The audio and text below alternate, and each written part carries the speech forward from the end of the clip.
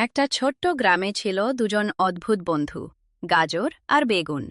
গাজর ছিল খুবই হাসিখুশি আর সবসময় সবার ভালো চাইত, আর বেগুন ছিল একটু লাজুক, চুপচাপ থাকতে ভালোবাসত। গ্রামের অন্য সব সবজি মাঝে মাঝে বেগুনকে নিয়ে মজা করত। তুই এত কালো কেন? এ কথা শুনে বেগুন খুব কষ্ট পেত, কিন্তু গাজর কখনোই এসব মেনে নিত না। সে বলতো, রং দিয়ে কিছু হয় না, মনটাই আসল। একদিন গ্রামে একটা প্রতিযোগিতা হলো, সবচেয়ে উপকারী সবজি নির্বাচন করা হবে। সবাই নিজের নিজের গুণ দেখাতে শুরু করল। গাজর বলল, সে চোখ ভালো রাখে। আলু বলল, সে শক্তি দেয়।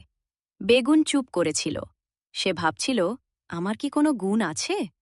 ঠিক তখন গাজর এগিয়ে এসে বলল, বেগুন সবচেয়ে স্পেশাল। ও ছাড়া এত মজার রান্না হয় নাকি? সবাই অবাক হয়ে গেল।